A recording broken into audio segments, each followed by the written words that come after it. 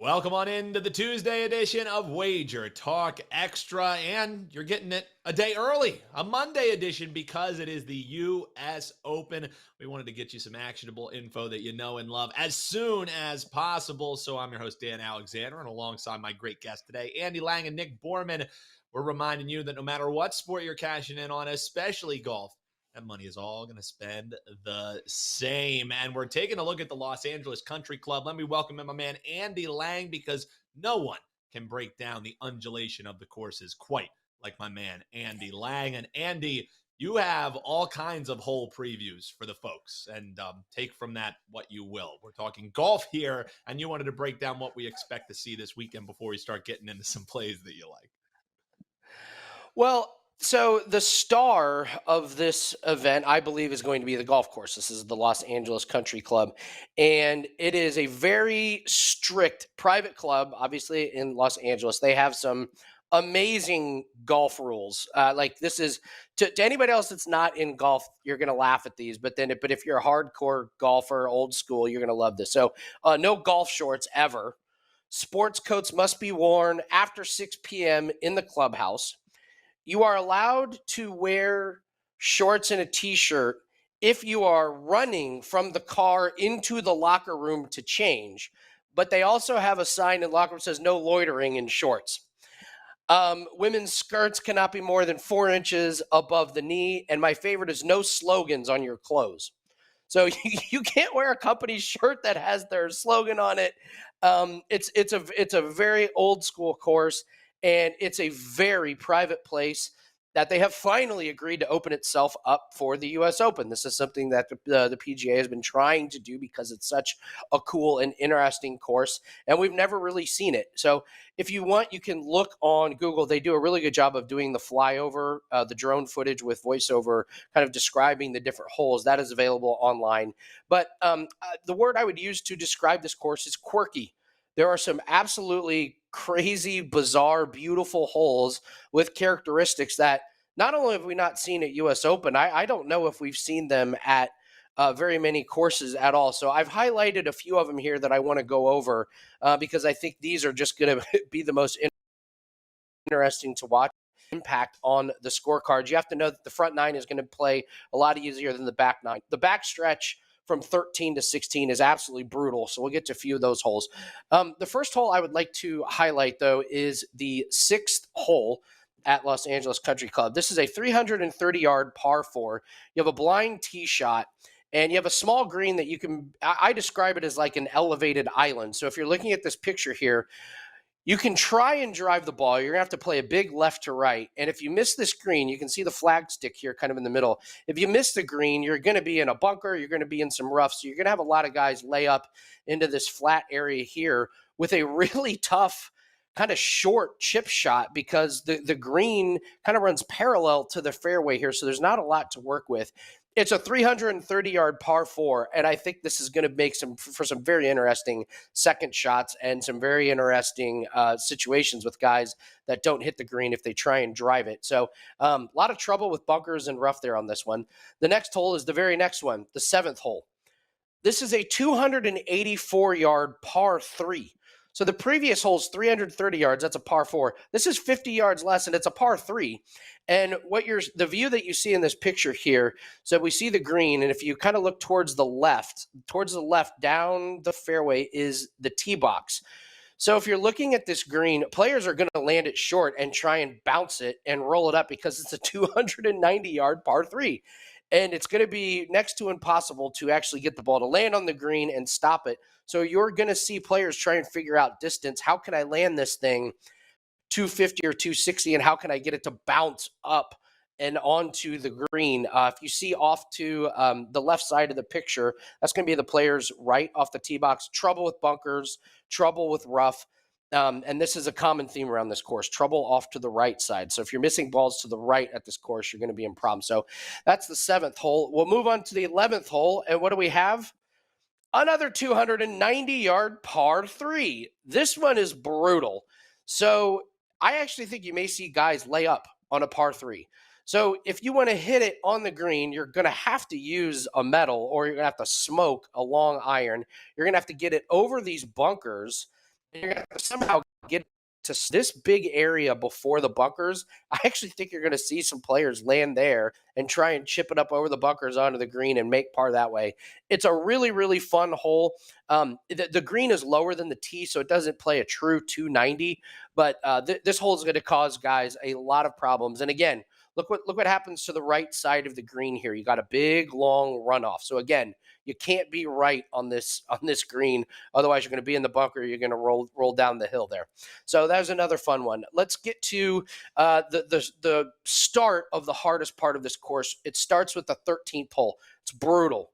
It is a 507-yard par 4. It plays a little bit uphill, and the fairway slopes from left to right. And why is this a problem? Because up by the green, the picture we're looking right here, this is the fairway. Up by the green, look what's off to the right. Another bunker and another steep runoff. They do not have thick roughs up here by the green, but it makes these runoffs really tough. So if you hit the ball off to the right, off your tee shot, you're going to be in real trouble. You cannot miss to the right on this green. You have to miss it to the left. So you got a 500-plus yard par 4 with a sloping fairway. Brutal if you miss it to the right. And this is just the start of a really, really tough stretch of finishing holes. Let's talk about the 15th hole. Weirdest, quirkiest holes. Why? This is a par 3. So if we look towards the right side of the picture and you see these 3 arrows right here at the front of the green, if they put the pin there, that means this hole is 80 yards. If they put the pin in the very back, that means this hole's 145 yards. I've never seen a par 3 where you can have an 80-yard or 145-yard, depending on where they put the pin. So you're going to have a lot of fun with the pin placement, and there are going to be guys that have to get this distance dialed in. Again, off to the right, big bunker off to the left here. So if that pin's on this front part, it's just going to be a gap wedge contest, which could be a lot of fun. And then the last hole we'll highlight is the 16th hole. My gosh, a 542-yard par 4. So you've got on the left side, if you want to look kind of in the middle, you've got these bunkers on the left. That is where the drives are going to land.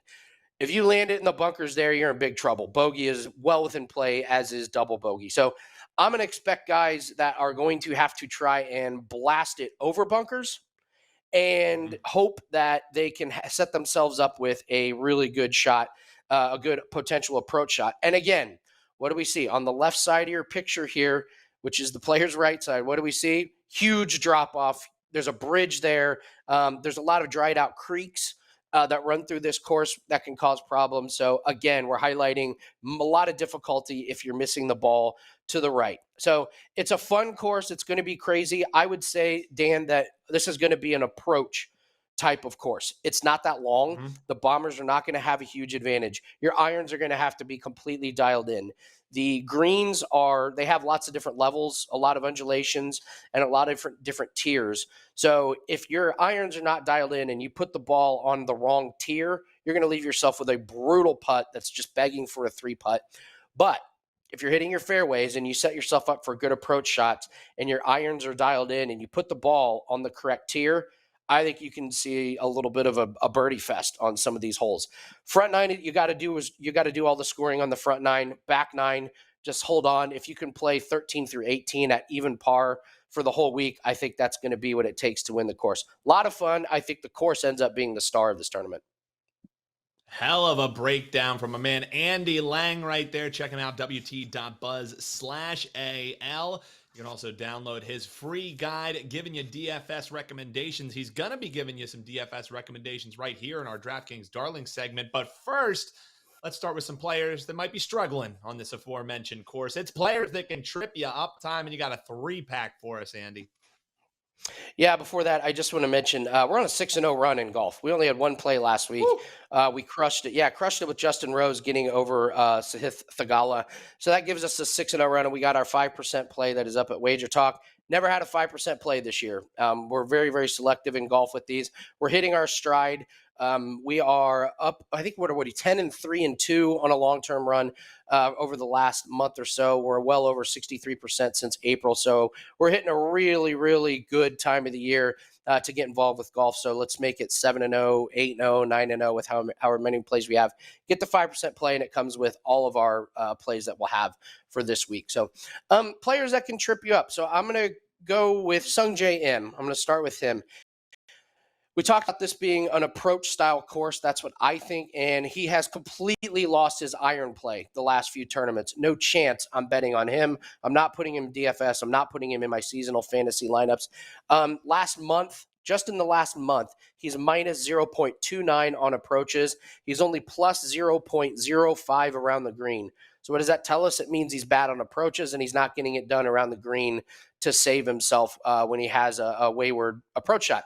That's a disaster to me at this course. The reason I bring him up, he's 16th for the year in total strokes gained, and he's plus 0.28 total strokes gained on approach for the year. That doesn't tell the story as to what form he's in right now. Sung J M, my number one player, I'm going to avoid this week, and I think he can trip you up. Up next, Colin Morikawa. This has probably surprised people. I mean, this is a ball striker's course, emphasis on approaches, and this screams Colin Morikawa. I'll pass. He just withdrew from a tournament 2 weeks ago with back spasms. He's not finished in the top 25 since the Masters, and he has no finishes inside the top 10 since February.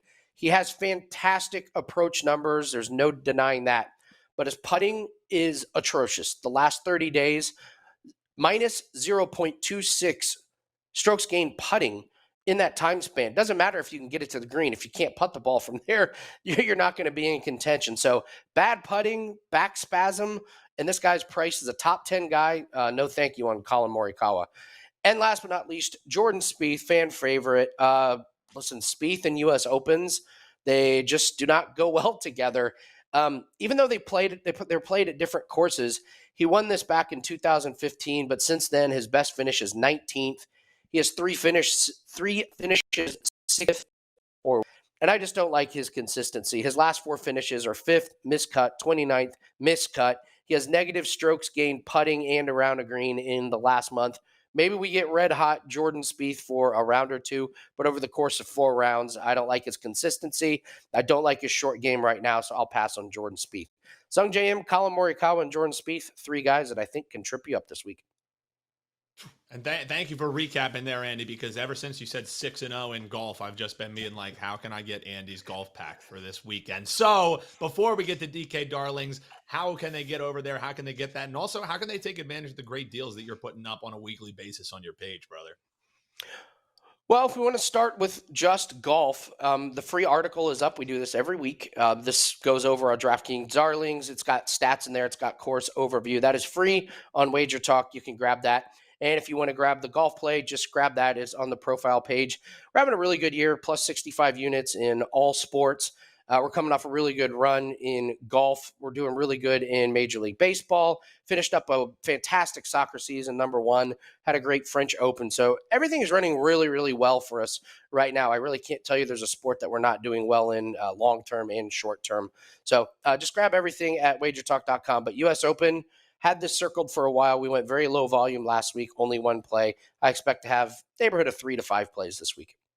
All right, great stuff there, Andy Lang. And as you mentioned, you give this free guide out for folks that they can read over at your page. But for the reading impaired, you break down 3 DraftKings Darlings with one of the best graphics that we have in the biz. What name should we be expecting showing some pretty good value on your radar this weekend, Andy?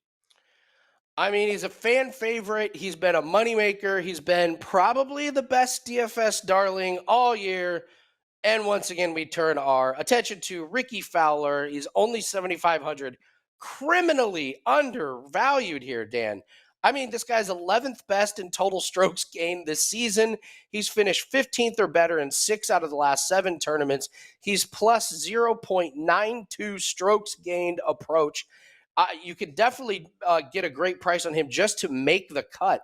But to get Ricky Fowler at 7,500 in DFS on a guy that's been top 15 almost every week over the last few months is insane to me, but we'll take it. Ricky Fowler needs to be in your DFS lineups. Up next, again, flies under the radar each and every week that he plays, but this is Wyndham Clark. He's also at 7,500. He has one missed cut this year. He's 14th best in total strokes gained. Believe it or not, he's even just a touch better than Ricky Fowler on approach. He's plus 0.95 approaches. This guy's in contention for top 15, maybe even top 10 for FedEx Cup points. He has a win on tour this year.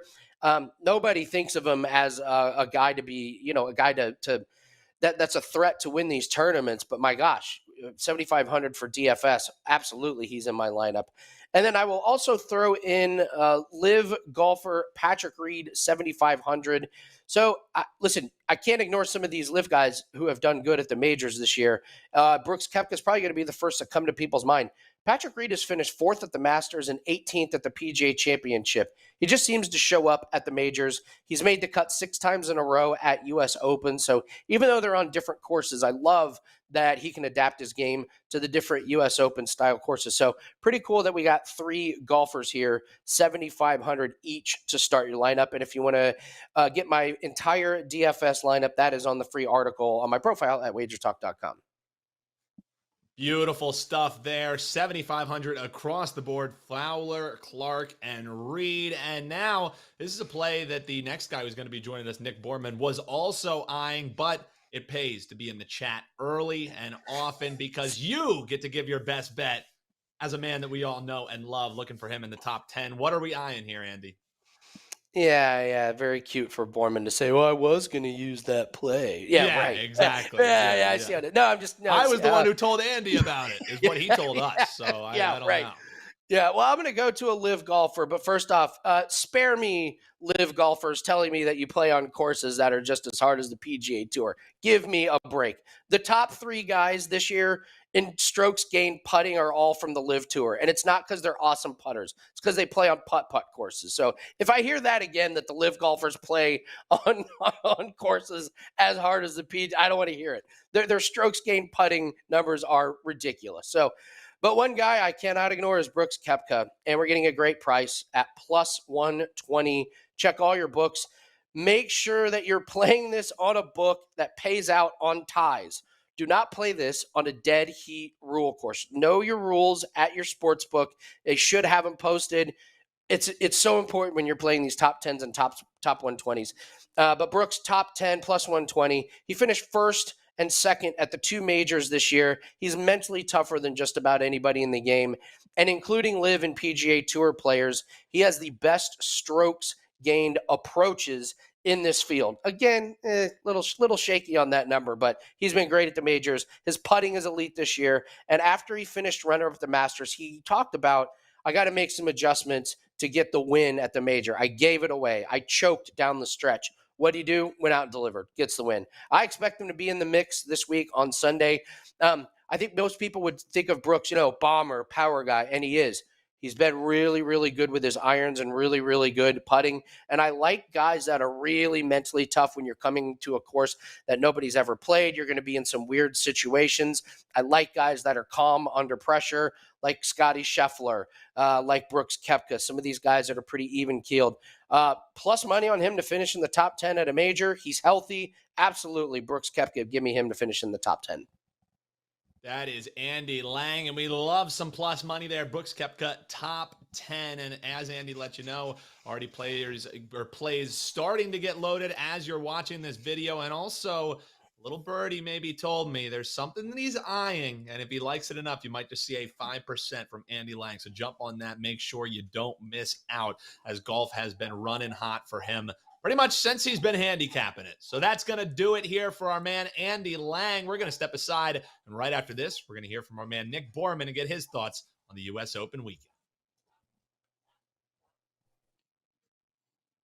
Welcome on back to the U.S. Open special. We got Andy Lang's thoughts, and he basically previewed every single hole and then some. So now let's turn it on over and preview who's looking good on the top 10 strokes gained. We got Nick Borrman joining us here, WT.buzz/NB. And Nick, we love the infotainment, and you're always here to inform as well as entertain with your devilish good looks. And you got a top 10 strokes gained to inform for us here, Nick. What are we looking at here on this chart? Thanks for that kind introduction, Dan. I And got you. yeah, I'm glad Andy did the good preview on the course because it is definitely an interesting one this week.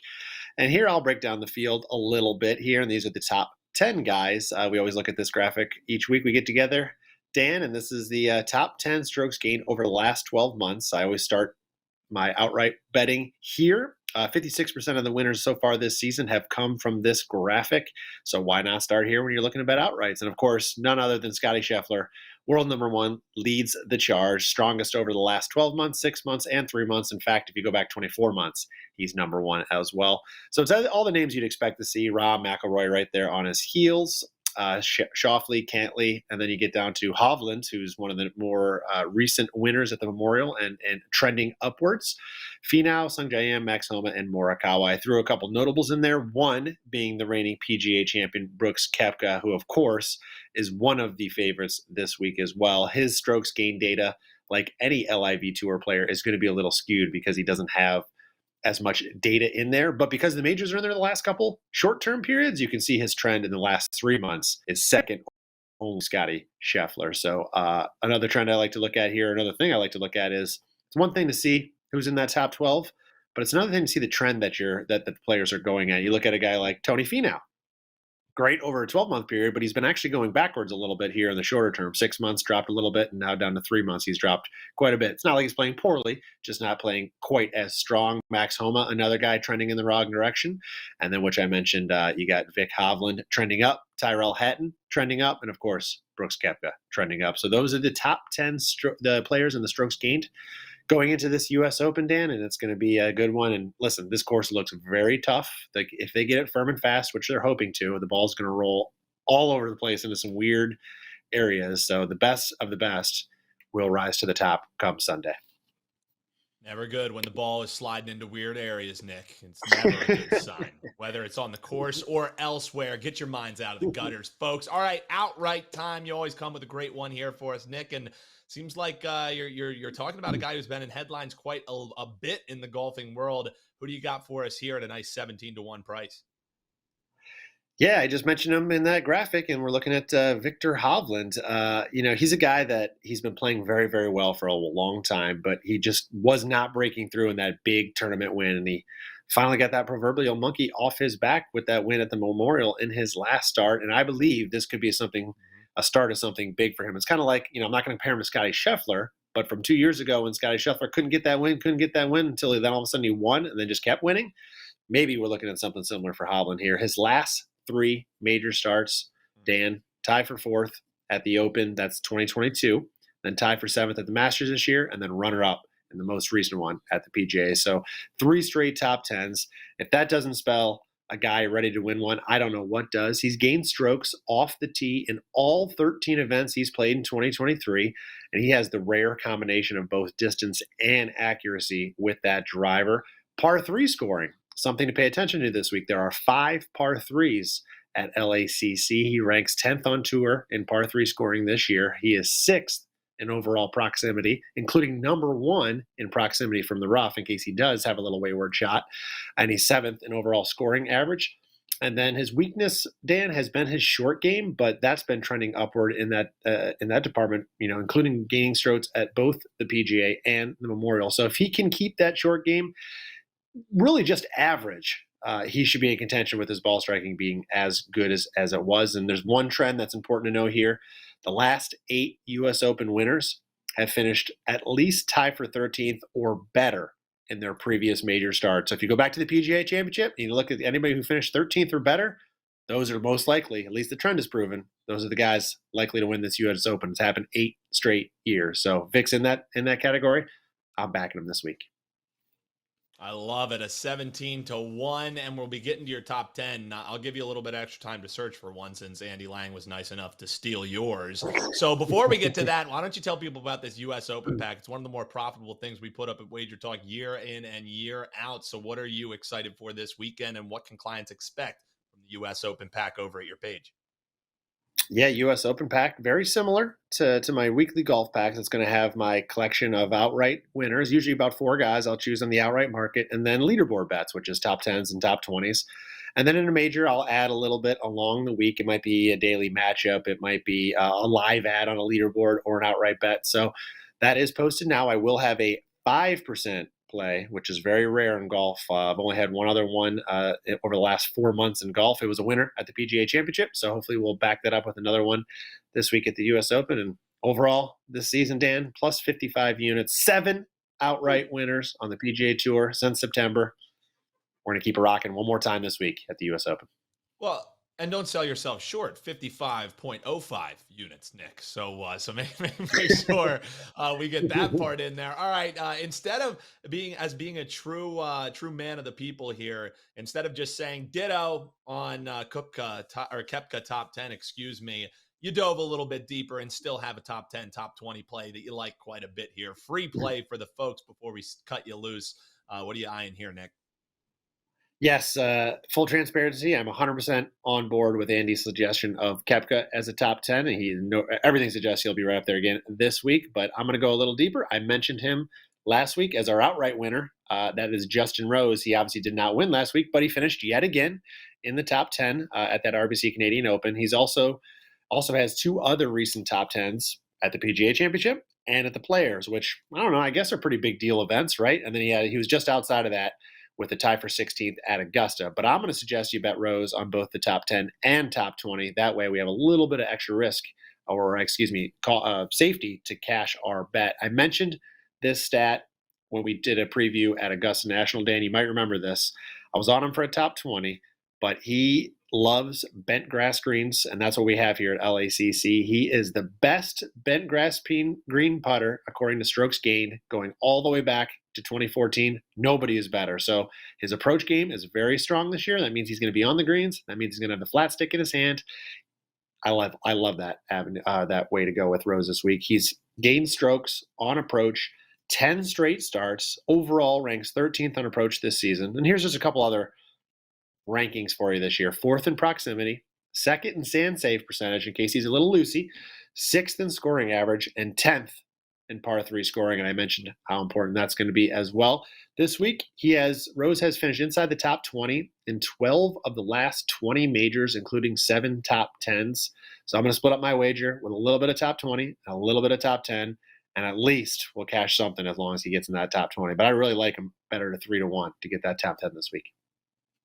I love it. Nick Borrman breaking it down as only he can. Make sure you check him out over at wt.buzz/NB. Get that US Open pack right this moment. And also don't forget about the special that we have going throughout the month of June. You get 30 days for the price of 14. It's not too bad. Check it out at the deals page over at WagerTalk.com. And that is going to wrap it here for an all US Open edition of Wager Talk Extra. Big thanks to Nick Borrman. Big thanks to Andy Lang. Big thanks to Eric doing a terrific job behind the scenes. We'll be back locked and loaded with another edition coming your way Wednesday right here on Wager Talk Extra.